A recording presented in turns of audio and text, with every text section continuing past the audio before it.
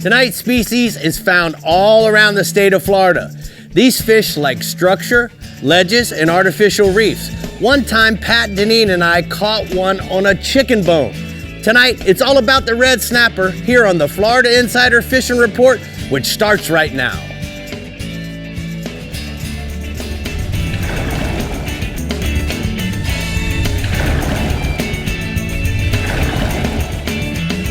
Welcome to the Florida Insider Fishing Report, presented by Yamaha. Hello and welcome back to the Florida Insider Fishing Report. June is coming to an end and we're headed into the depths of summer, starting with the 4th of July holiday weekend. Wearing our red, white, and blue and staying with the color scheme, Rick, we're talking about some red snapper. You know that snapper. No, he's one of my favorite fish of all times. It doesn't matter whether it's a red snapper, mangrove snapper, mutton snapper. I'm a snapper king, Brie. Yep, but I want to tell you, I'm really excited because the guys are going to have some really cool rigs and techniques tonight to talk about when it comes to red snappers. And when you say the guys, we have a special guest joining Dave Farrell at the CCA workbench today. So Dave, would you please tell us who is helping us catch some snapper? It's Mike Avenon from Vindictive Charters in Naples. He's, he bottom fishes for a living. So, you got to ask the guy who does it for a living. And he sure is good at it. Because all I do is talk for a living. Yes. And you're good at that too, Dave. Blah, blah, blah. Well, we love you both for that. All right, well, our captain in the STARTRON Central West region is all stars, stripes, and American red snapper this weekend. So, Paige, take it away. Real quick, I caught a nice red snapper with Pat Deneen too, but it wasn't on a chicken bone. I think it was just on a regular bait, so you taught me. But probably the biggest one I've ever caught was with Pat in his old Pathfinder with the tower. When I was a little kid, I see the party boats coming in, and they would have the red snappers lined up across the pegboard in the back of the boat, the seagulls flying over them. And then for a number of years, you wouldn't see that. But due to good conservation and good regulations, the red snappers in our region have returned with a vengeance. And it all starts, early summer, April, May, and then right on through the summer are the peak months. And 110 to 150 feet of water, you want to mark areas of hard bottom and ledges, and then you want to have a mixed bag of bait on your boat. I like to have a big live well full of smaller pilchards to use for chumming, and then have some pinfish, maybe some silver mullet, grunts if you can get them, but then always have a few boxes of frozen sardines, because when that red snapper's feeding, he's not too picky. The other thing that Captain Chris Seeger gives me a tip is don't bail out on a spot so quick. If the other fish, maybe you're catching some grouper, maybe you're catching mango snapper, and you haven't got a red snapper yet, give them a second, because a lot of times the other fish will get on it first, and then those reds will move in, and you'll start whacking them. The season goes for at least another, I think, month and a half, 2 months. And I've got some photos tonight, both from Captain Jason Stock, of happy clients with red snappers that they've caught over the past week or two. Staying in the snapper category that you like so much, Richard, we're on the mango snapper now. And, they're doing good inshore, but offshore guys have been doing real good, especially if they get out in that same red snapper depth, that 110 to 150 feet of water. And, again, you want a live well full of bait, you want chum blocks, you want to downsize your hooks, downsize your leaders. And it's been pretty much the same from the south part of my region all the way to the north. And my photo tonight is of a happy client of the Flying Hawaiian, Kalen O'Lear, out of Stump Pass Marina. And he's a really good snapper fisherman. Moving inshore, as much as I would like to include a different species, that tarpon still is the headline species inshore in our region.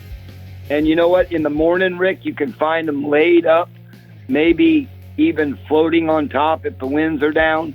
And you can throw a corked bait or a free line bait in them. You can throw your fly in them.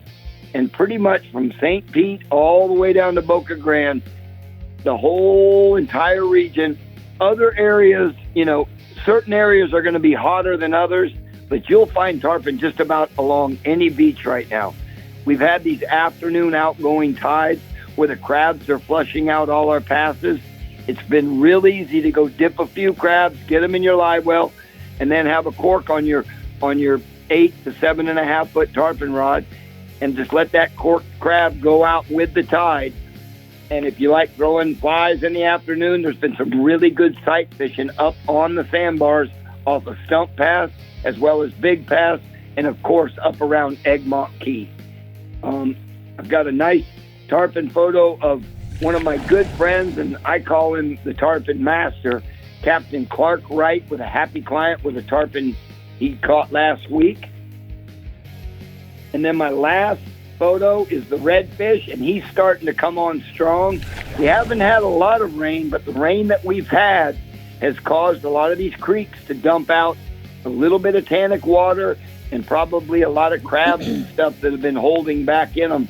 And the redfish are firing up on Palmasola Bay, Terracea Bay, and even the Longbar area in Sarasota, and then down in Charlotte Harbor around the mouth of Turtle and Bull Bay.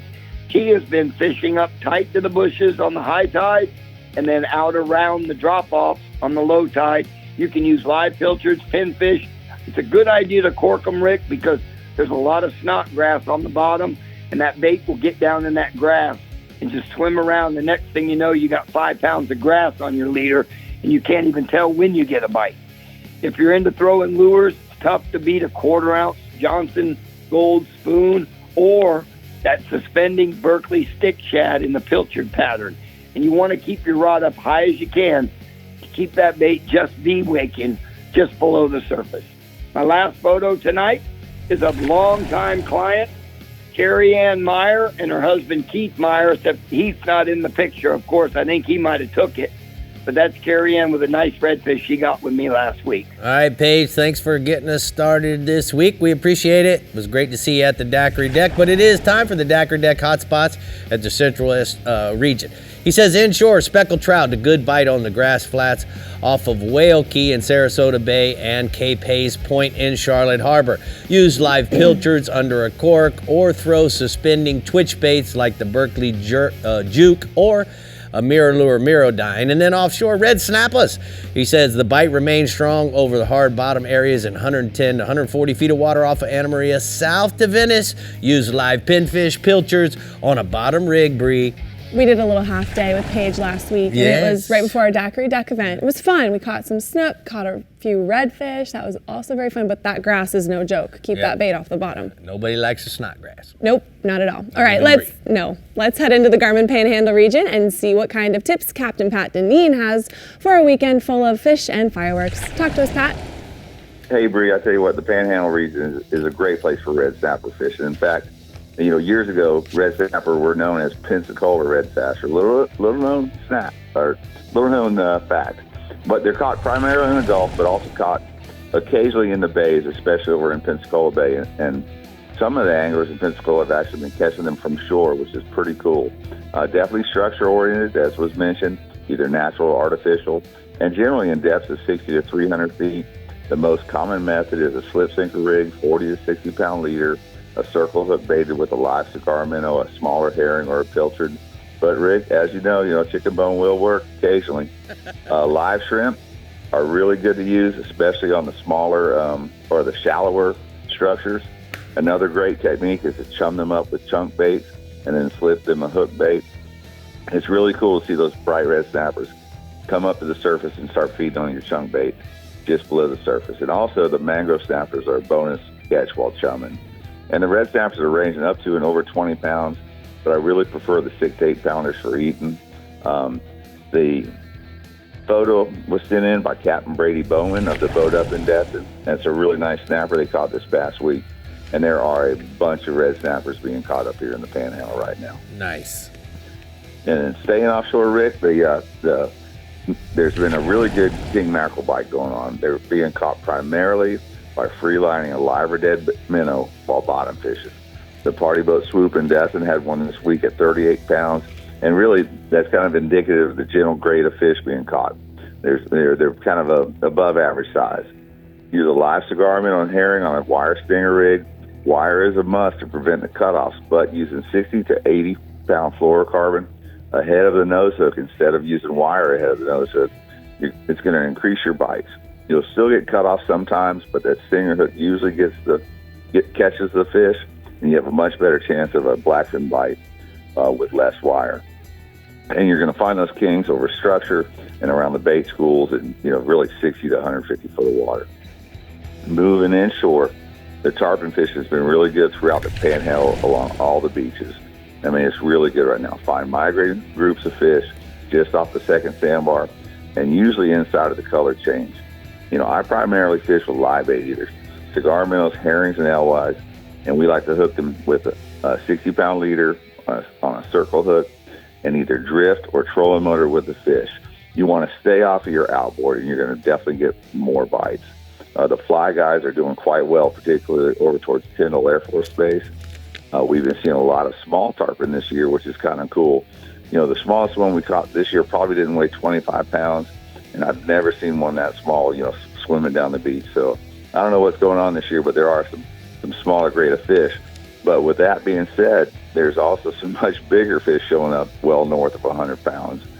And there's a photo of a fish we caught this past week, just some really cool colors in this one, no filters involved. I don't know what was going on with that guy. I said, hey, zoom in and get a good picture of this one. It's pretty cool. Yeah, that is a beautiful fish. Yeah, nice. Then finally inshore, it's been insanely hot, and there's a great way to beat the heat is to fish at the dock lights at night for trout and redfish, and that's been pretty good. Primarily a live bait deal using shrimps, pilsters, and finger mullets. But the fly fishermen are also doing real well, throwing shrimp patterns and small streamers. Basically, set up current of the light, make a long cast, and then let your presentation fall down current into the light. You can usually catch a fish or two off of each light before they quit biting, and then just move on to the next light, and just kind of leapfrog the docks and make a night of it.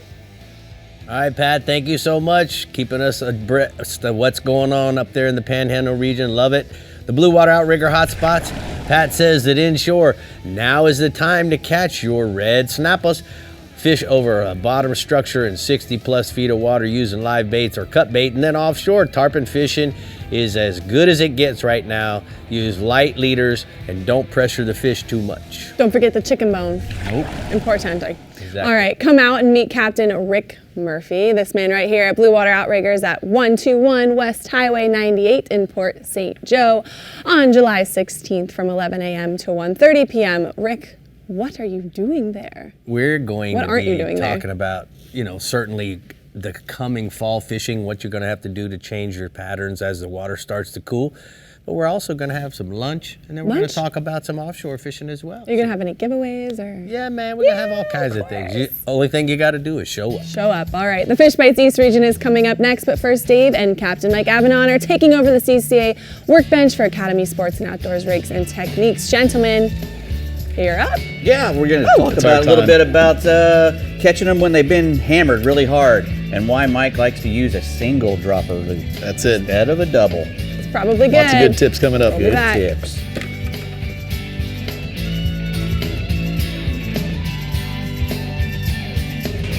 The Florida Insider Fishing Report is brought to you by Yamaha. Reliability starts here.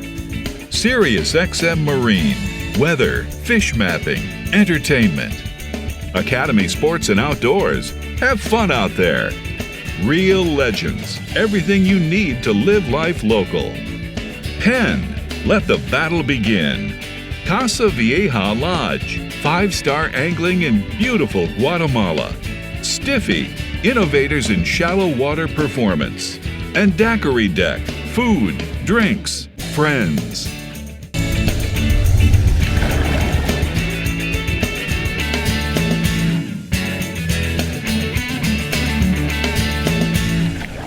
We're here at the CCA workbench at the Academy Sports and Outdoors Rigs and Techniques. Yes. And we're talking to Mike Avanon from Vindictive Charter. He fishes for bottom fish over in Naples all the time. That's what pretty much what his we main do. deal Yeah. is. Yep. And we're going to talk a little bit today about what to do when the fish have been hammered a little bit. But Well, sometimes when you're looking for red snappers, you'll get on a spot and they're so fired up, it doesn't matter what you put down, they're going to eat it. so when you first start off, you're going to use something Go like heavy. a big pin conventional Man. with an 8 ounce. Yeah, absolutely. And an 80-pound leader and an 8-0 circle hook. And you always want to start with a live bait. Sometimes what happens, those fish are so fired up when you get to that spot, right? They knock the bait off the hook. And when they knock the bait off the hook, They are even called on snappers. that's right. Even with a rod like this, it's just a tiny little bump. I Well, gotcha. what you can do is you can add a piece of fish bites to it, right? Right. Like this, to your squid, your herring, even with your live bait. When he knocks that thing off real quick and they're all swimming around looking for something to eat, the fish bites is still there. They'll have a much harder time knocking it off. Why the do you hook. like to use the single dropper? Because what you can do, Show 'em why that absolutely. is. So if you set that thing on the counter, right? Once you put the lead sinker on the bottom, you've eliminated from the feel, right? You've got direct contact between the hook Your hook's and the tip of the dangling, rod, right? So much more sensitive to that bite. Even in 150, 180 feet of water, 200 feet of water, you're still going to feel that little subtle bump. So it's a huge advantage with the chicken rig, right, or the dropper rig, to get that lead sinker on the bottom and take it out of the equation. Do you ever let this come all the way down to the bottom? Sometimes we will. It all depends on how the fish are acting, you know. If they're really lazy, you can give it a little bit of slack, lay it on the bottom, and if he's picking it up, say, at the back of the bait, turning and running with it, it gives him that split second to turn and run and get that bait down a little bit deeper. That way you can get the hook in him. I got you. Remember, super, super important, when you get the bite, reel, reel, reel. Don't jerk, right? Right. It's 10 plus wind, 2. wind, wind. Wind, wind, wind. 10 plus 2. Till it gets tight and Take then keep 10 going. cranks, right. And I always tell the customers, crank until the rod loads up. And when I mean load up, when it's doubled over, you can't crank anymore, drag's coming off the reel, that's when you want to stop reeling. Now, is that just to keep the fish out of the bottom, or is that just to hook the fish Two better? things going on there, right? One, you're getting the hook in the fish, and two, sometimes a red snapper, you'll get him 10 feet off the bottom before he figures out what's going on. By the time he figures it out, you've got a 10-foot advantage on that fish. It's huge. I Makes a gotcha. big difference. So let's say you've gone through all the bottom Right. with the live baits and whatnot. Now they're starting to get even a little harder to get a hold of. Two things you can said- do. Well, you can go to a smaller hook, right? You can go Right. to like a 6-0 and a 4-ounce lead. Right.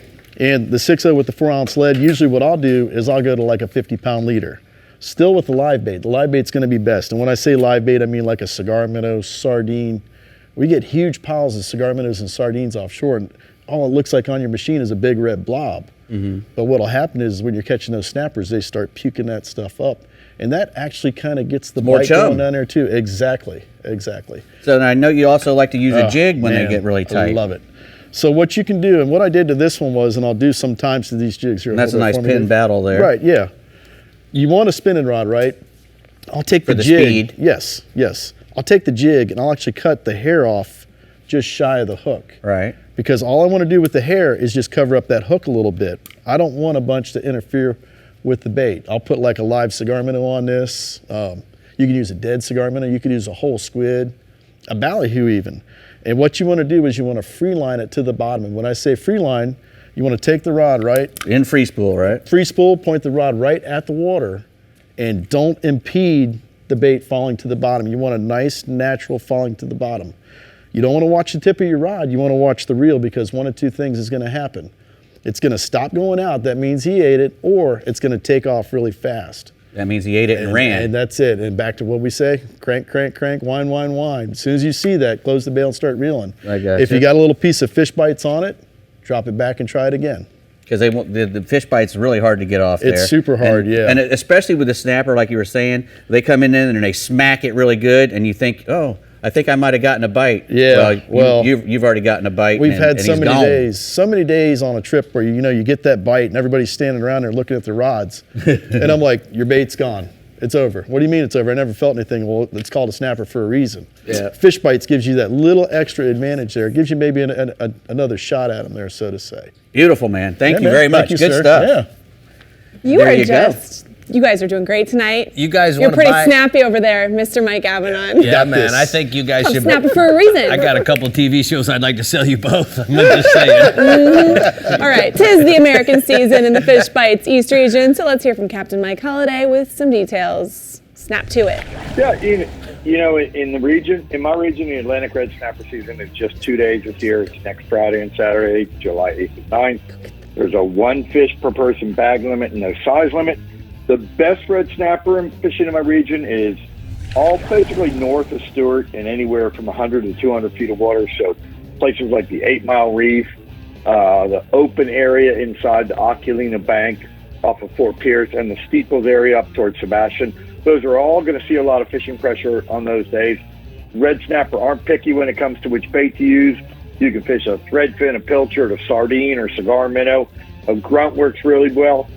Any of those baits, live or dead, a whole squid, a chunk of bonita, that works really well. The typical rig that we utilize in my region is a 3-way swivel with a weight on the bottom of it, anywhere 8, 9 ounces, whatever it takes to hold bottom. A 60-pound leader coming off of one of them with a 7/0 to 9/0 trocar circle hook. The average red snapper in regions can be 8 to 10 pounds, but we see them up to about 20 pounds. The other thing we got going, the kingfish bite's been pretty strong and pretty widespread throughout my region. There's fish off Palm Beach along the reef in 120 feet of water, off of Hope Sound in 75 feet, on the sand pile in Stewart, the 8 Mile Reef, the offshore bars south of Fort Pierce. There's kings all over right now. There's also plenty of fish on the bait schools close to the beach, and also on the west wind days up in the Vero Cove and down in off Hope Sound and Peck's Lake. A lot of the fish are these smaller schoolies in that 8 to 15 pound class, but there's still some good fish around, but most of them are right in that range. Spanish sardines have been the top bait, either live or dead, but you can always, slow troll or drift thread fins or blue runners or pilchards, either on a number 4 wire stinger rig or a monofilament triple hook Palm Beach rig. All those baits are going to get fished. The offshore bites has been going all day long, but it seems like the bite on the bait schools and on the beaches has been an afternoon bite, usually after 3 o'clock in the afternoon. I have a photo. Barry Meredith caught that school king off a bait school near the beach, and that fish ate a live threadfin, which was out on an R&R titanium wire rig. Nice. All right, let's go inshore, bub. Well, there's about 2 weeks left in the tarpon migration along the beaches, but a lot of those fish are starting to take up residence in the inlets and up in the rivers. So places like Big and Little Mud Creek, the Crossroads, the Loxahatchee River, Harbor Branch, and the Moorings Canals. They're all starting to see those resident tarpon populations that'll be here all summer. And pretty much every inlet in the region has fish either in the inlet or just outside the inlets on the beach, mostly on the north sides of the inlet. Around the inlets, a live threadfin, a pilchard, a sardine, even a mullet. Slow troll that behind the boat or stand on the bow and pitch the rolling fish. Those will get the bites on the outgoing side. For the fish on the inside, you can put out 2 live mullet behind the boat or a dead mullet or 2 on the bottom, and then having an angler on the bow casting a Houdini-colored saltwater assassin 4-inch sea shad at any fish that you see rolling. The average tarpon around the inlet is going to be like 60 to 80 pounds. The average fish inside has a bigger range. It's more like 20 to 60 pounds, but tarpon bite's been pretty good. The other thing we got going inside, as a rule, this new moon in June that we had earlier in the week is when the snooks start pouring into the inlets. It's a little late this year. They're getting ready to spawn in the east region. So we're seeing schools of those big females start to bunch up in their normal places in all the inlets in my region. As we come off this moon, they'll trickle out onto the beach, and more fish will come in from offshore onto the beaches as well. So we're looking at the start of the beach snook season. So whether you fly fish or like to throw lures or baits, it's getting going right now. In the surf, you can target the fish with pretty much any bait fish pattern type fly, or a copper juice, a green hornet colored saltwater assassin 4-inch sea shad with a 1/4 ounce jig head. You want to blind cast to them parallel to the beach within about 10 yards from shore, looking for those fish that are up tight and feeding in the trough. The average snook in my region is going to be like 5 to 15 pounds, but you'll get them up to about 25 pounds right now. I got a photo of a big one that Mark Beatty had to get in the water to get his fish. It tangled on a dock. He hooked out on a fly that he was casting in the St. Lucie River in the afternoon. Good catch there, bud. All right, how about the bass report? What do we got this week? Well, the bluegill are spawning on Lake Okeechobee. That's got the bass fired up. Shallow, grassy areas of the lake. Just got to find the bluegill beds and work those areas with a bass assassin shad or a didap or a vapor shad. Any of those type lures in the dark colors with a chartreuse tail. That's the key. chartreuse tail, so they look like a bluegill. Be on the water at dawn and take advantage of the shad bite in the boat trails and on the edges of Kissimmee grass. That's been pretty good. You can throw a white spinnerbait with a gold willow leaf blade. You can throw a shad-colored topwater plug, or blue and chrome type lipless plug, and do pretty well. That shad bite's over by like 7:30. Then it's time to head to the bluegill beds, or you can grab some live shiners and fish the outside grass lines. Right now, it's about a 15 to 20 fish morning on the lake. Most of the guys are off by about 10 o'clock, and when it starts getting hot, average bass 1 to 2 pounds. I have a photo from a local pond. Keith Grandchamp sent me that. He used a June bug colored frog to catch that bass from a pond in St. Lucie County first thing in the morning. All right, thank you for all the pictures this week, Mike. We're going to go ahead and take a look at the T&H Marine East hotspots.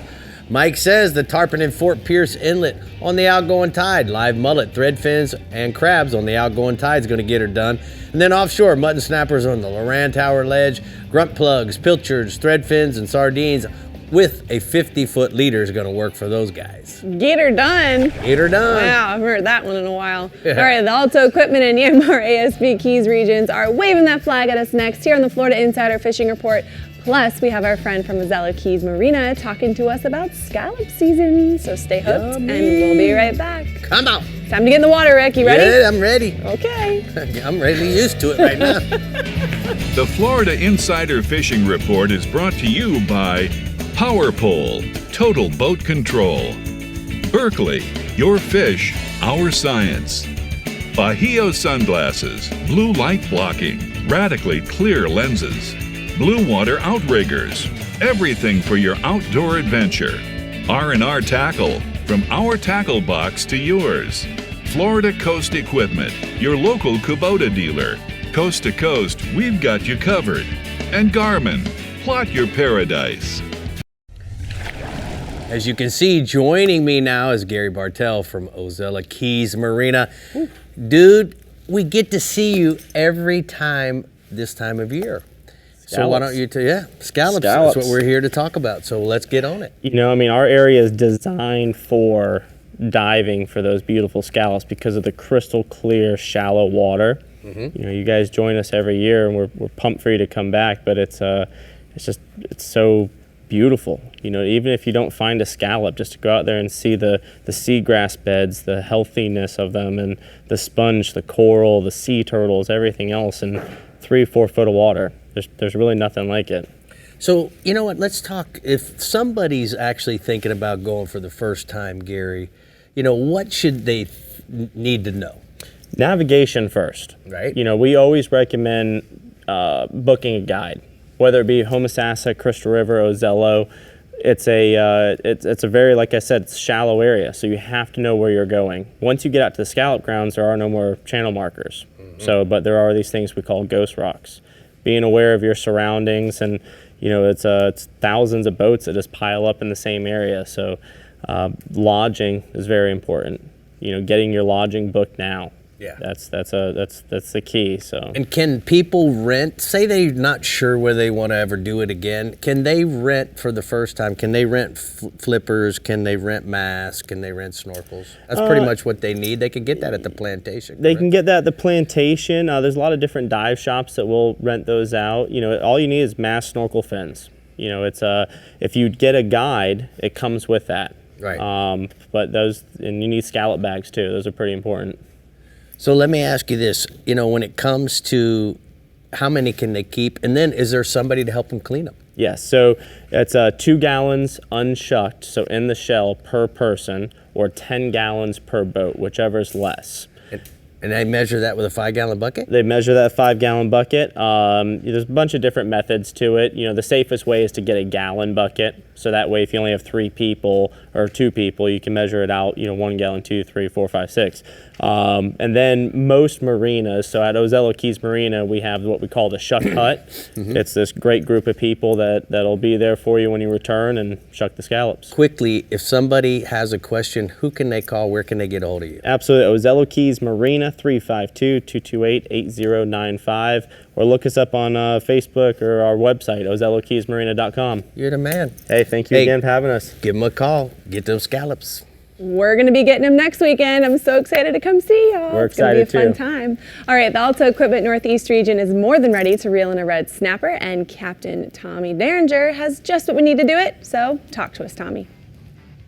Yeah, Brie, you know what? We get excited every year when we have our albeit a short season, but it is a season that we can keep a couple red snappers. So everybody here in the Northeast region does get fired up. You know, that being said, everybody, when it's happening, it's going to be crazy out there. So, you know, be careful and be respectful to your fellow anglers.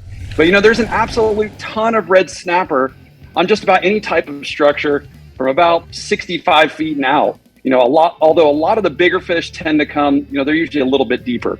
You know, the usual frozen baits like sardines, herrings, cigar minnows, those are all going to work well. But if you can find some live cigar minnows or sardines or even some live pinfish, you're probably going to get the quicker bite.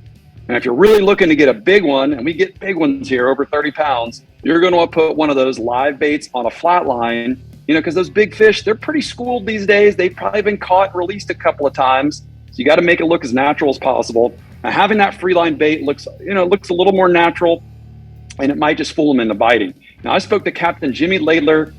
He told me that there's also a great mangrove and mutton snapper bite happening right now in 120 to 140 feet of water. Now, Jimmy said he's chumming those fish up and he's free lining his baits back, just like I was talking about before. Now, as we just had a new moon, you can bet that those snappers, they're in spawn mode. You know, that means you can find big schools of those mangrove snappers and a few muttons as well. Now, not only are you going to find the big schools, but, you know, here in the Northeast region, we're known for our big mangoes, as we call them, mangrove snappers. And I mean big. Our mangrove snappers, 10 pounds is pretty common this time of year and even bigger. Now, speaking of those big mangoes, I've got a picture here. Captain Jimmy Laidler from the Legend Fishing sent me this picture of Landon Smith with a couple of nice snappers. And you can notice there that the mangrove is actually bigger than that big mutton he's holding. So those are a couple awesome snappers there, Landon. Landing them. You're absolutely right, Tommy. All right, tell us what else is happening offshore. Kingfish, man. You know, the kingfish bite continues to be the go-to for most of the nearshore guides and the anglers this week. I spoke to my buddy Captain Rob Bennett from coastalfish.net. He tells me although bait has been hard to find along the beach, he's doing well. He's just jigging up some sardines and cigar minnows around the 9 Mile Reef area on those days where you can't find the pogies there along the beach. Now, Captain Rob says the kings on the nearshore numbers, they've been a little bit on the smaller side, but there's plenty of them around and plenty of action to be had.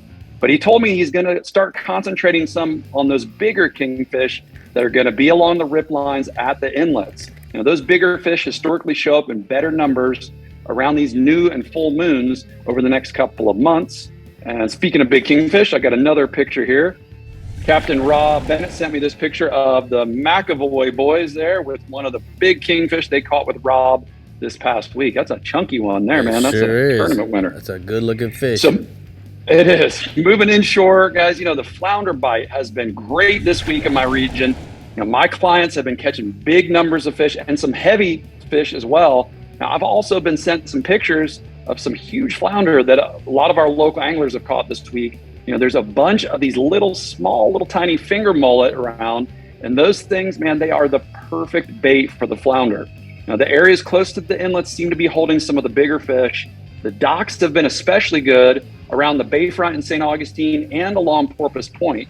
The better bite has definitely been around the lower tide stage, but you know what? They're going to chew on the higher tide as well. Just make sure that you use enough weight because your bait needs to be on the bottom. That's where those guys are hanging out. Now, if you can't find the finger mullet, which I'm sure you can, just look along the grass lines, a big mud minnow is going to work wonders for those flounder too. Now, also inshore, guys, the redfish bite, it's been great for me this week. You know, having that lower water early in the day, that's really helped. It has been getting smoking hot out there by mid-morning, and the fish have been shutting down when that happens, you know. And I've been finding some small schools of redfish. They're chasing those little finger mullet up shallow first thing in the morning. It's probably happening later in the day again, too, as it cools down. Now, that's Saltwater Assassin Elite Shiner in the Mama's 14K color. You know, it mimics those mullet perfectly. Look at that. I mean, Rick holding it, that looks like one of those little mullet.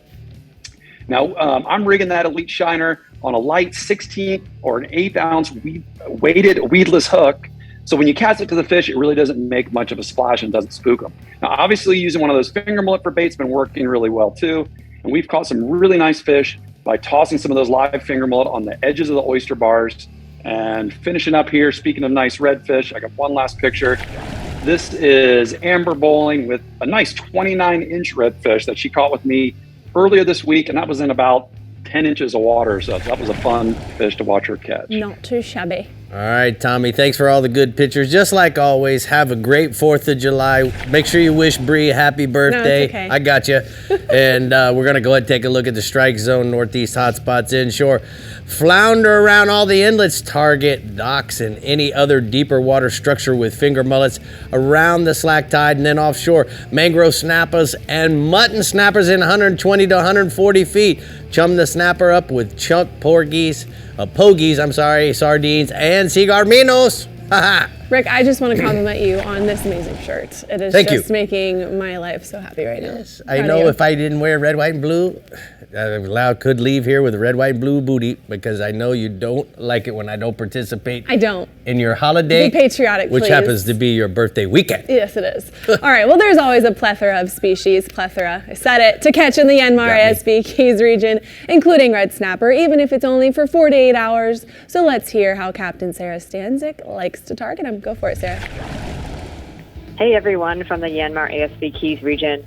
We do have a very short red snapper season. Only 2 days a year are you even allowed to catch red snapper here in the Keys.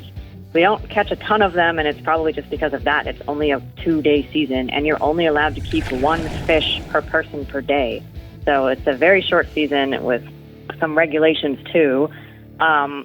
Some of the boats, will go out of Key West, and they'll run up into the Gulf out of Key West. And then they're in the Gulf waters. It's a different fishery, and they can have the better regulations up that way. So we'll see more fish out of Key West caught just because of that. But again, there are some regulations. You have to have a descending device on your boat if you're targeting red snapper or have possession of one. So it's kind of a lot of work, again, just for 1 or 2 fish. But you can target them for the 8th and 9th of July. It's open, so it's coming up. Get your descending devices ready for the 8th and 9th.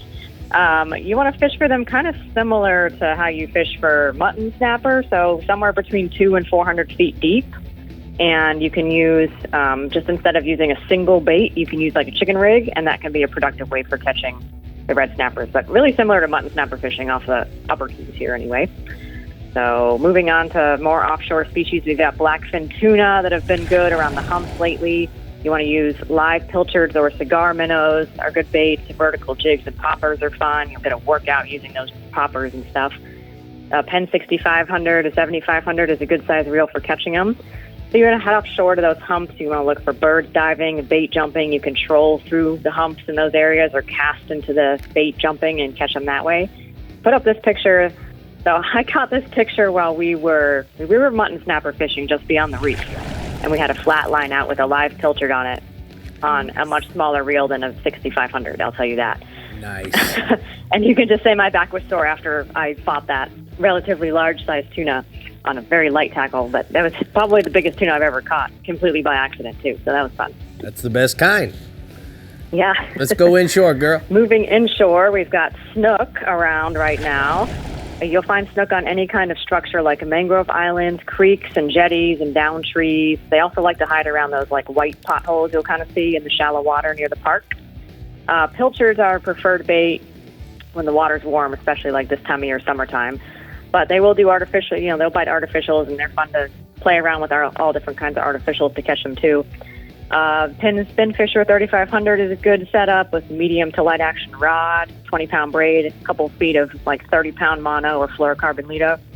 3-0 hook will work for larger baits and a 2-0 for smaller baits. You'll definitely know when a snook hits your bait. They're ferocious, they hit hard, they have a good bite, and they're fun to catch. A lot of them jump out of the water, they shake their heads, like they're a good, fun backcountry fish to catch. Here's a picture, here's a giant snook caught by Robin, and she said that was her personal best. Wow. I would say that's a lot of people's personal best. All right. It's a big one. Tell me about the bone fishing, please. Oh, moving on to bonefish. It is like peak summertime now. The bonefish have been all over the place lately, but it's been really, really warm. And that's the one thing that is kind of weird with bone fishing. They don't like the middle of the day up on the shallow flats just get so hot. So my big tip for people is just either go early in the day or later in the day. We've had a lot of slick calm weather days too, which has been really nice because you can see the fish moving around, but it is harder to catch them that way because they're more spooky and they can see you and hear you. So you want to use a live shrimp for bait or throw, flies. Fly fishing for bonefish is very popular here in the Keys. I like to use live shrimp and just kind of like pitch it ahead of them so they kind of swim into it is the best way to do it. I'll say it again. I said it before and I'll say it again. If you really want to catch a bonefish, the best way to do it anywhere in the Keys is to hire a guide because they have the boats and they know where the flats are and the right areas. They know exactly where to take you and how to pull you around on the flats. It'll be well worth your money. So look around wherever you're staying in the Keys and for sure hire a guide and you won't regret it. And just to mix it up, here's a cool underwater bonefish picture that I got. Nice. Thank you so much for all the pictures this week, Sarah. We're going to go ahead and take a look at the Shallow Sport Boats hotspot from the Keys. She says inshore, the bonefish bite is good either early or late in the day. And when it is not blazing hot on the flats, look for the fish waking and pushing water. So cast ahead of them so that they can intercept your bait. They'll swim directly over to it. And then the other thing you're going to want to do is offshore. The mahi bite is heating up in the last few days. Good looking weed lines and debris floating offshore. And remember to watch for the birds diving down on the bait. That's going to work for the mahis. I think Captain Randy Tao's a great bonefish charter. Just kidding. Yes, call Randy to get your charter for bonefish now. All right, let's take a look at some tournaments going on in the Florida Keys. First up, we have the Calusa Cove Dolphin Tournament, where anglers can join a new fun fishing tournament to help raise funds for the Save the Alligator Reef Lighthouse Restoration Project. Then there's the Key West Marlin Tournament, where anglers ply waters once fished by novelist Ernest Hemingway, vying for $50,000 in guaranteed cash prizes, which is also held in conjunction with Key West's annual Hemingway Days Festival. Next, we have the Key West Fishing Tournament, where participating men, women, juniors, and peewees can still note their catches and qualify for a variety of prizes, over 40 species of fish from blue marlin to bonefish. And finally, we have the Robert James Sales Slam Celebrity Tournament, which is one of 3 Redbone Celebrity Tournament Series events called the Trilogy, where anglers target tarpon, permit, and bonefish to achieve the coveted Flats Grand Slam. For more information on Keys tournaments, visit FLAKeys.com. Red James Sales Celebrity. Need some water after all that. I need some birthday cake. Okay. All right, coming right up, we're seeing what the Real Legend Central East Regions has for us this patriotic weekend ahead. But first, Dave is talking new products at the CCA Workbench. I never get cake. She's the cake. Come on. What's that, Dave? I don't know. Going bungee jumping or what? It's a launch. What's happening? It's a launch assister, but it looks like something my mom would beat me with. Yeah. She probably did. We'll be back. The Florida Insider Fishing Report is brought to you by ALTA Equipment Company, where uptime matters. Ameritrail, load, launch, relax. Rodan, set it, forget it, catch more fish. Fenwick, feel everything. Tin Cup Mountain Whiskey. Discover Crystal River, Florida. Bass Assassin and Saltwater Assassin. Best lures, period. And Maverick Boat Group, makers of premium boat brands Maverick, Hughes, Pathfinder, and Cobia.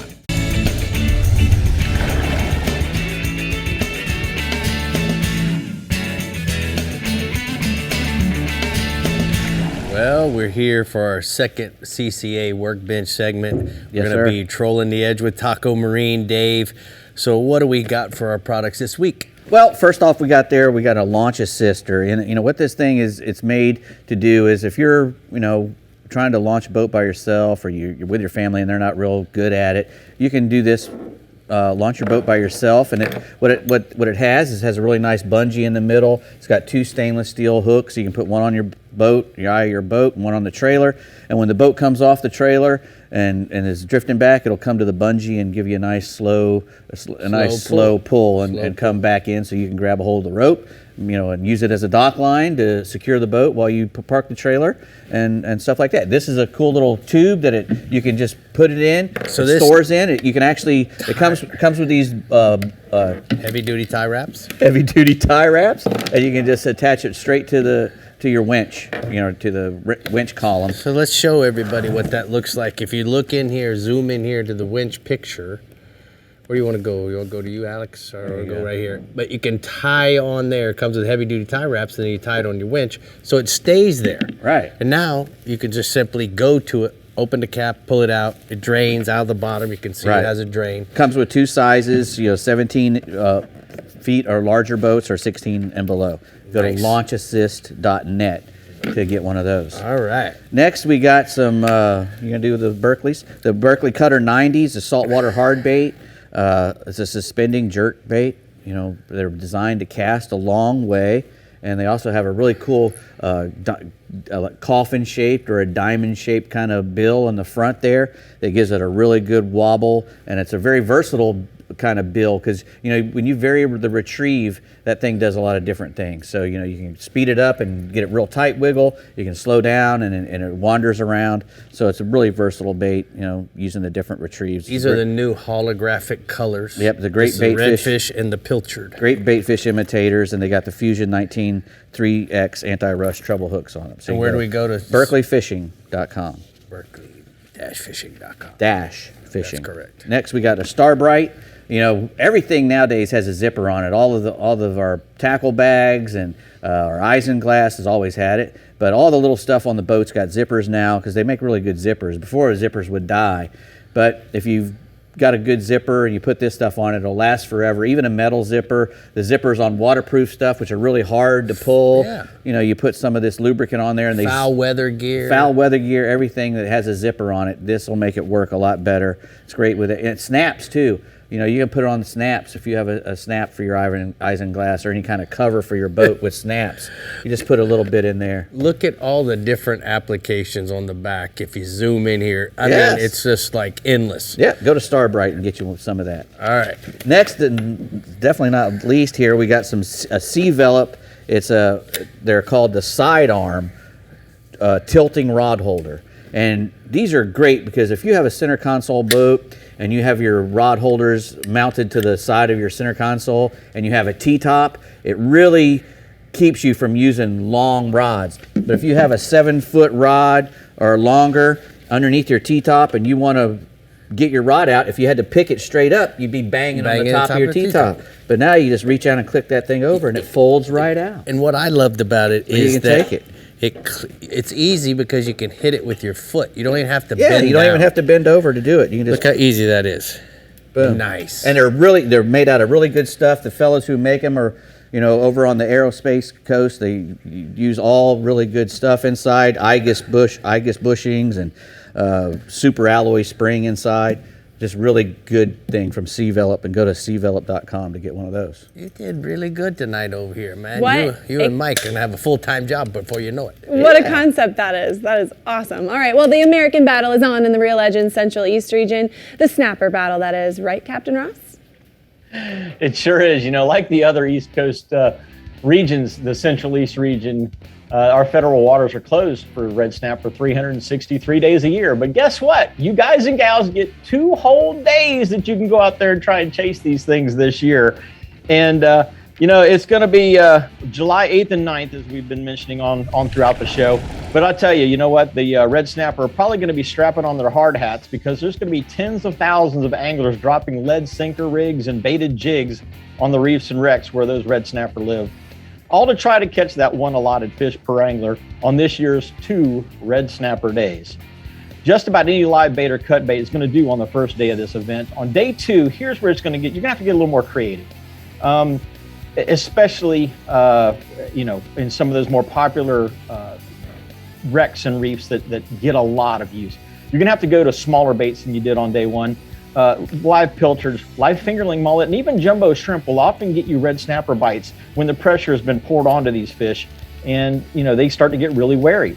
You want to fish smaller pieces of reef as well. That's another good thing to do instead of those main wrecks because they're getting pounded, like I said. And remember, the best tasting snapper are not those 20 to 30 pound fish. They make impressive photos, but if you want a good tasting fish, the 8 to 15 pounders are by far better to eat.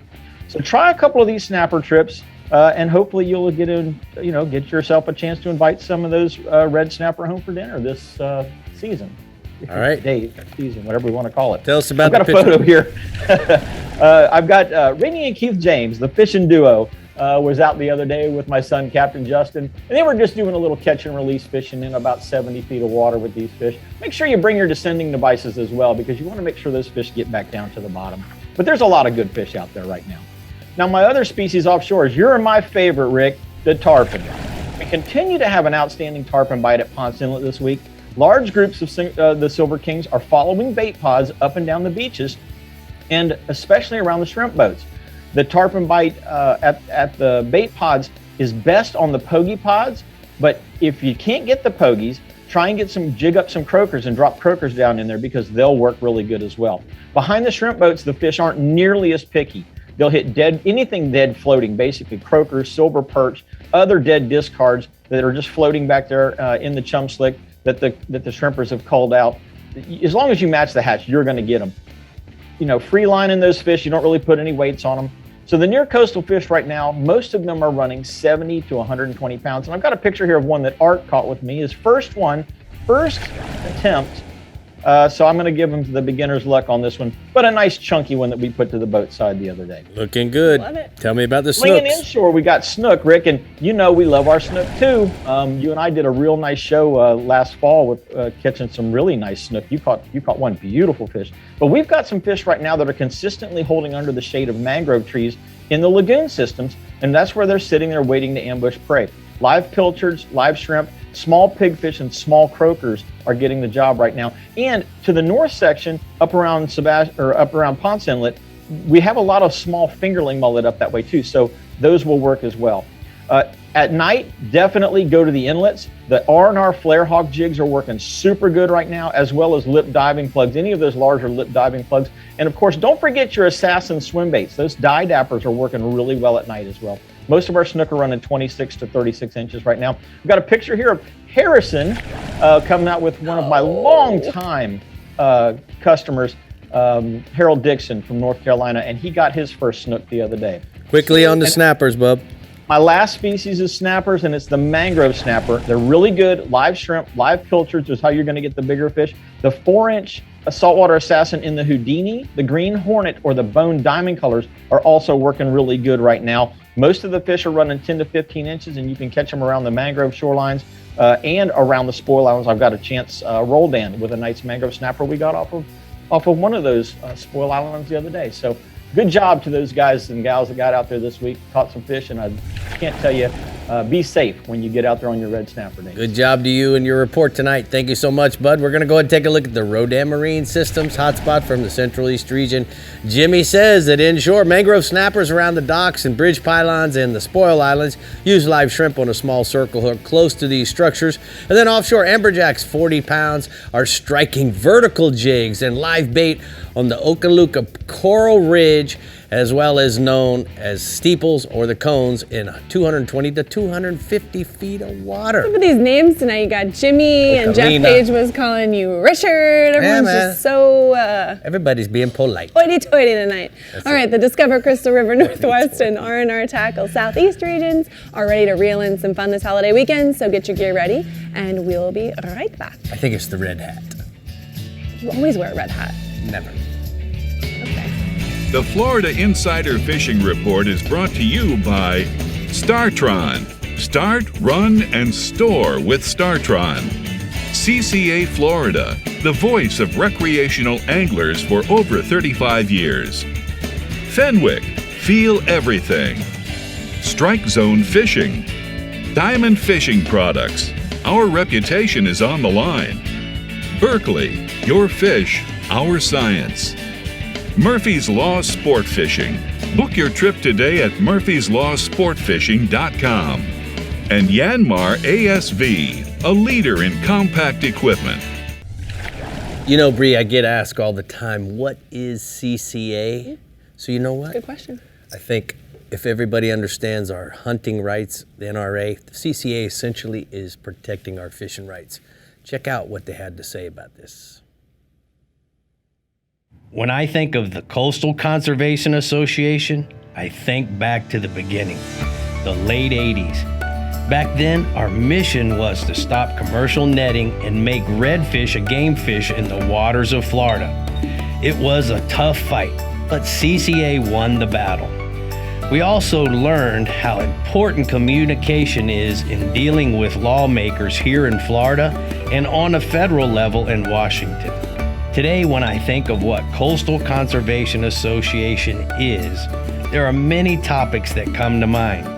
Fighting for our fishing rights and keeping fishing sustainable is a daily fight at the CCA office. In the last few decades, the Coastal Conservation Association has expanded into many more categories. They have partnered with Duke Energy to create a world-class restocking program for redfish and trout, releasing more than 130,000 juveniles and mature redfish and trout back into Florida's waters. And speaking of waters, today the Coastal Conservation Association has been working hand in hand with the C-43 and the C-51 projects to help restore the water flow to the Everglades, which in turn, this will help eliminate dumping to the east and the west coast of Florida. The last 10 years, CCA and its partners have invested $4.9 million in habitat projects in Florida, including creating oyster and clam reefs.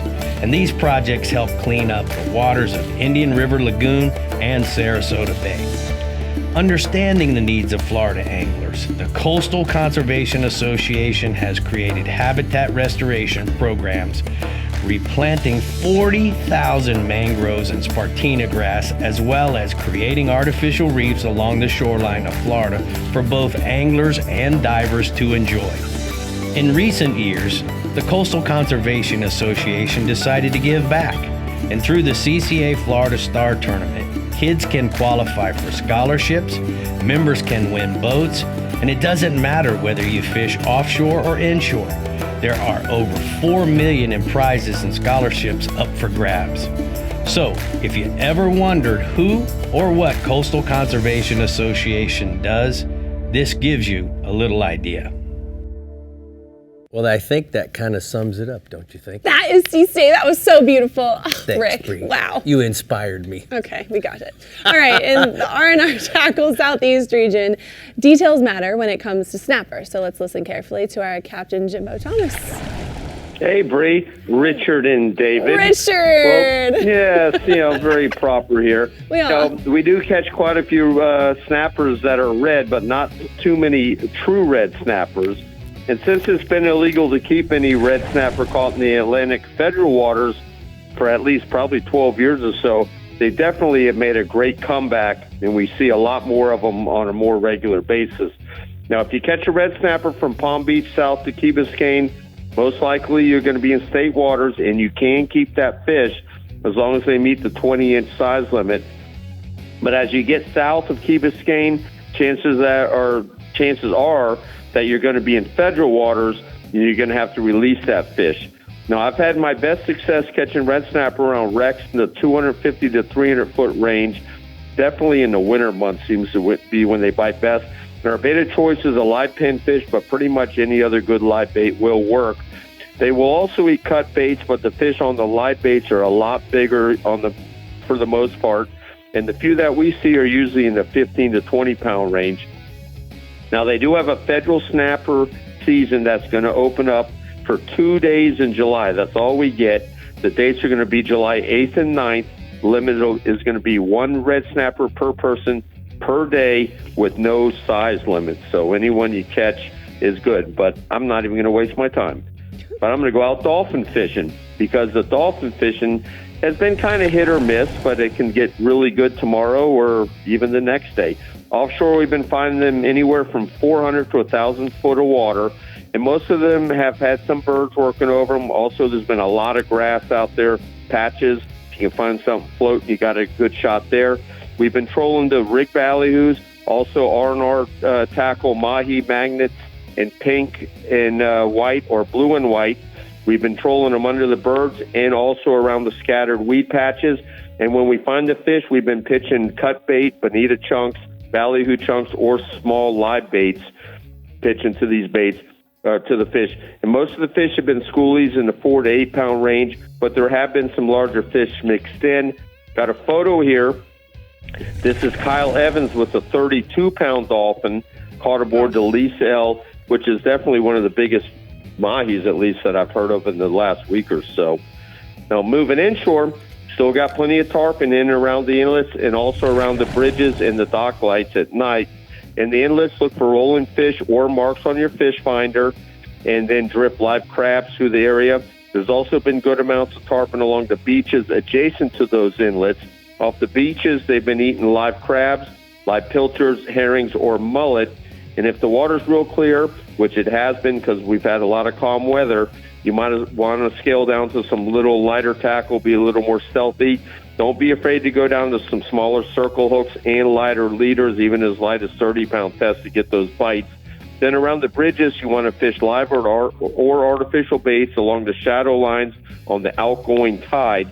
And those same fish that are around the bridges at night, they are migrating to the deeper holes in the bays as the sun comes up. They can be caught throughout the day on live baits, crabs, and also some deep diving swimming plugs.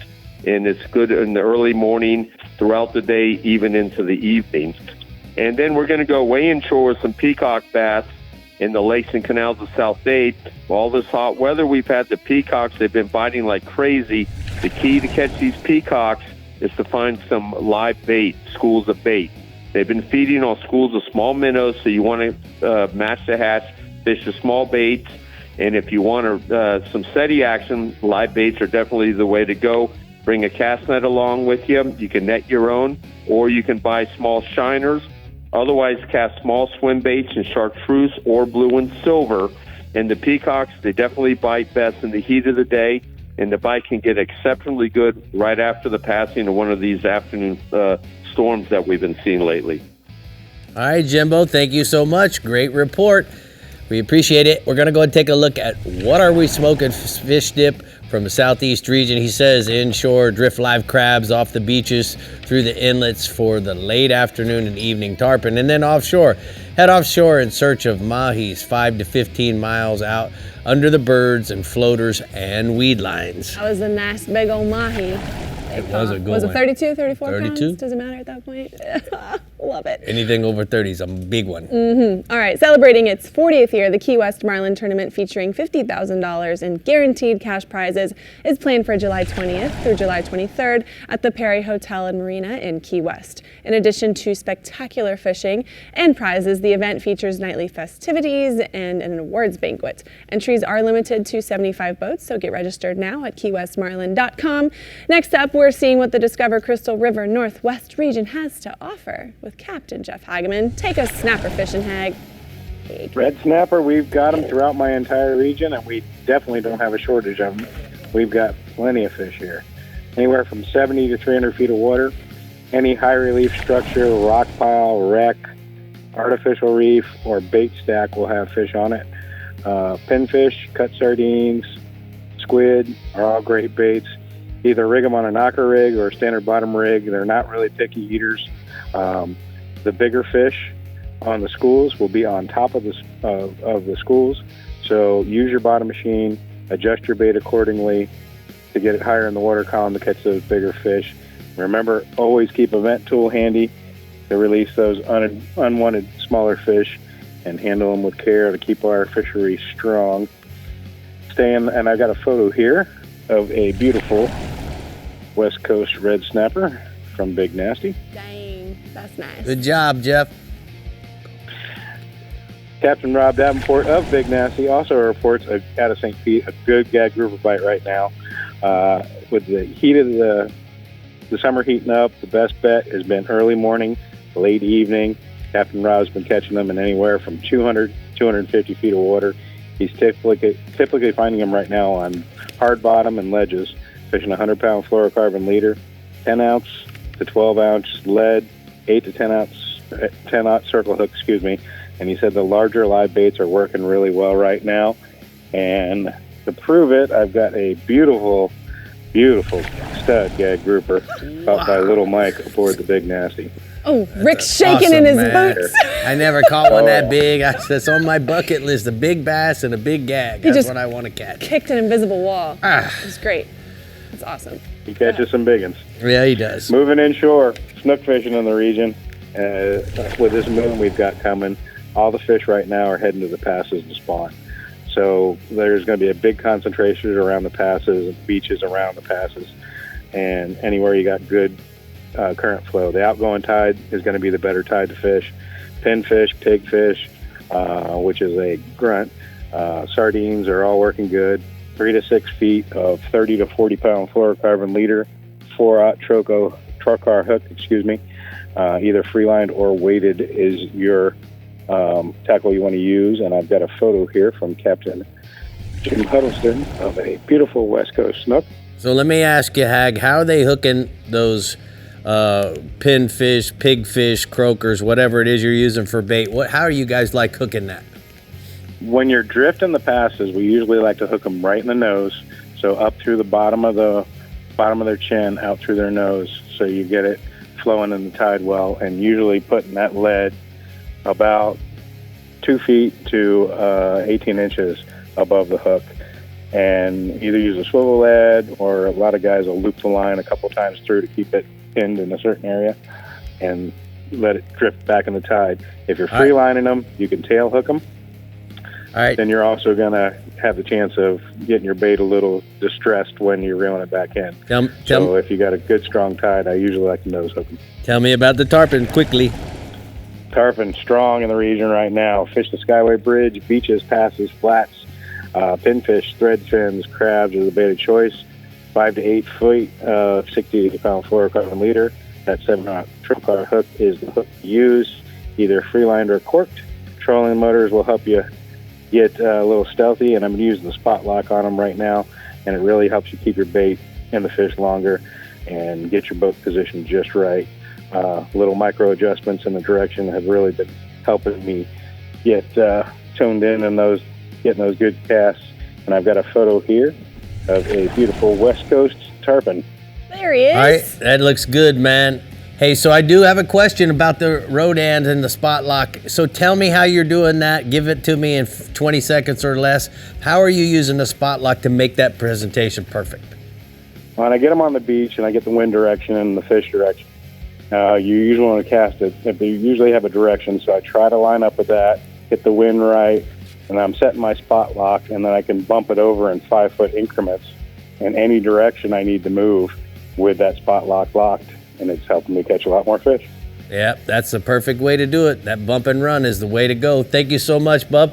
We're going to go ahead and take a look at the Ozella Keys Marina hotspots from the Northwest region. He says the tarpon along the beaches and passes in the grass flat use pinfish, crabs, threadfin herrings, free-lined or corked for bait. And then offshore, the gag groupers on the rock piles and ledges of 75 to 130 feet of water use pinfish and pigfish for bait on a standard bottom rig. I can't imagine what a pigfish would be doing. When he gets down there and sees that big grouper, I bet he's oinking like nobody's business. He's oinking. All right, our last region of the June season is coming up next with a firecracker red snapper report. So stay hooked for your CASA VIEJA Southwest Captain when we come back right here on the Florida Insider Fishing Report.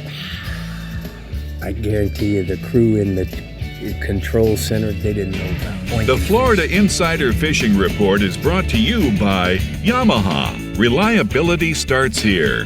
Shallow Sport. Penn. Let the battle begin. The Florida Keys and Key West. Come as you are. The IGFA. Every fish, every water, every angler since 1939. Island Lures. Tournament Tackle. Sportsman's Adventures with Captain Rick Murphy. Fishing for adventure. And Taco Marine. Troll the edge. All right, guys, today's power pole tip is what I call the springback. You know, in bass fishing, a lot of times I'm looking for bass on beds, I'm looking for underwater grass beds, structure, and as I'm cruising around and I see something real close to the boat, the worst thing you can do is reverse the trolling motor. I'll use the power poles to spring me back. Check it out. Like right now, there's a nice little patch of grass with a bed on it. Power poles are going down, power poles are down. I'm letting the boat load, letting it load up. Now I spring it back, power poles up. Let the boat get the weight of the boat and bring the power poles up. Now look, I'm back, I haven't touched the trolling motor one time. Now, if that's a fish on a bed right there, which I can see the bed, I didn't spook him, okay? Didn't have to hit the trolling motor. Now I can redeploy the power poles. I'm in the perfect position now to catch that fish. So guys, that is your power pole tip of the week. Oh, we're having fun in here. If red snapper is what you want, then the CASA VIEJA Southwest region is going to give it to you. So let's get Captain Ron Houston on the line to tell us about him. Close us out, Ronnie. Well, you know, one of the best things for me tonight is my captain in my region there tonight explaining the technique. So I'm going to basically tell you what's going on right now. You know, all through the region, the red snapper bite has been great. But according to Captain Mike Gavanon, the red snapper, what you want to do at the moment is you want to start in depths of 130 and then beyond. And then on certain days, the tide is really going to dictate the bite. And what I mean is sometimes when it's a slower tide, it can be tougher to get the fish going. So really, squid works well to get the bite going, especially, like I said, on those lighter tides. But once you get them triggered, you know, a variety of cut baits will work, whether it be herring or cigar minnows. But he strongly also suggests, besides the cut baits, having baits like live pinfish and live cigar minnows. That's going to start to draw out the bigger fish. Now, on your stronger tides, when the fish are fired up, right now, guys, it's not taking long to get yourself a limit. And once you get yourself a limit, you want to keep moving on and not beating up the fish. 8/0 circle hooks, 80-pound fluorocarbon, and make sure you always anchor up tide to the fish. And I got a prime example of some nice fish recently caught in the last few days while fishing with Captain Mike Gavanon. Oh, still on the offshore side, the permit. You know, it remains strong on most days. Getting out and beating the storms has been the key on the offshore wrecks, towers, and artificial reefs, anywhere from Lossman's River to Wiggins Pass. And right now, they are catching some fish up to 30 pounds by either bouncing around from these areas or anchoring up and being patient. And one of the best methods right now is the anchor mode on a trolling motor. Because instead of the old school method when you hook up permit and he wants to run to the wreck, you don't have to release an anchor ball to chase the fish and go back to them. That's a tip, the anchor mode on the trolling motors. But the number one bait is going to be the live crabs, along with 40 to 60-pound fluorocarbons, and that's going to depend how you're fishing and how close you're fishing to the structure. I got a prime example of some fish here to the south while fishing with Captain Wes Bedell, and a little further south while fishing with Captain Brian Sanders. Now, the inshore bite, you know, it's going to be hit and miss, especially with the spawning of the snook. The beaches and passes hold a good numbers of snook throughout the region. It can be a little tough at times trying to catch them in the cleaner water. The bite is good by merely walking the beaches also. Deeper water bite at the passes and beaches seems to be a little easier because it's a little deeper and the water's not as clear that the fish don't spook as easy. But sight casting with pinfish on those outer beaches, pilchards, and herring, especially from a tower, you can see them a lot further and hopefully not spook them. Let your baits drift with the current towards the fish. But on the beaches, you also want to try white bucktails, 4-inch bass assassin sea shads, and either Glora white as well as casting silver spoons. Got a prime example of some nice snook recently caught by Michael Dixon up in the northern end of the region, and obviously he's fishing out off the passes and the beach. And a nice snook I recently caught over the weekend. Experience in the tackle I was using caught that fish. You know, when you can get them in the 40-inch club or bigger, it's truly an accomplishment. Last species is going to be the redfish. Now, the bite is improving to the south, especially with all the fresh water we are getting. We've had a lot of clean water here to the south. Round key to plover key in the areas of good freshwater flow, also combined with oyster bottom or oyster bar points. Also areas of finger mullet that are now starting to show up in pools. I strongly suggest, like later in the day, when the heat's out, cut ladyfish on knocker rigs, but in the morning and later in the evening as the temperatures cool down, gold spoons and topwater walk-the-dog lures, or popping corks with shrimp due to the smell. Bite's looking good for the weekend. The weather's looking good for the weekend. I strongly suggest getting out early and fishing those tides because we are getting afternoon storms every day, and you want to be out there caught up in them. So, Ronnie, you mentioned top waters. I know you like throwing the Berkeley Jaywalker 120 as well as the 100 and also the Hijacker 100. How do you like the difference between the two? Why do you like both of them so much? Well, you know, number one, when you mentioned the 100 and 120, the 100 in both series, it's on your lighter wind days or your slick conditions. When you make that long cast, the 100 has a subtle presentation when it hits the water. It doesn't spook the fish as much. And with the finger mullets moving in, that's a key number. Now, the 120s, I love them a lot because, number one, I can throw them a long ways. I can be in a foot of water in my bay boat, throwing the 6 inches. But also, when the wind picks up with these storms that are coming or your westerly winds in the afternoon, that 120 seems to work and wobbles right in the water where I don't have to worry about the chop or the wind affecting the movement of the bait. All right, thank you so much for clearing that up for us. It is time to take a look at the catty can hotspots from the southwest region.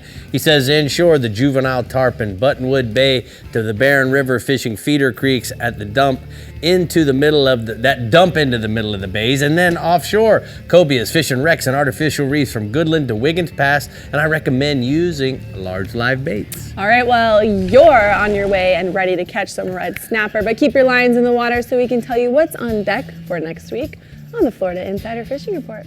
We'll be right back. That's right. Well, next week we are talking lobster. It's our lobster show. I'm so excited. Mini season's coming up, regular season's coming up. It's gonna be so fun. We're gonna have some special guests, live audience. But this week, it's 4th of July weekend, and it's my birthday. It is your birthday. It just doesn't have the same thing to it after 30, you know what I mean? Come on, man. I wouldn't know what you mean. I got your times. Well, I'm gonna pretend to blow out my candles because nobody got me candles. I didn't want to get a candle because the cake. I had to There we go. flag and all that stuff. I'm sorry. I'm not a good boss. We're gonna. But I will take care of you on this. We're gonna do this instead. Happy 4th of July, everybody. Catch them fish, be safe, spend time with friends, family, barbecuing, all of the hoopla, and we'll be Keep all your fingers. getting lighted lit. Don't blow yourself apart. Bye. Let me hold that for you. Happy birthday, sweet girl. Can't have it. Ooh. Exactly. 4th of July.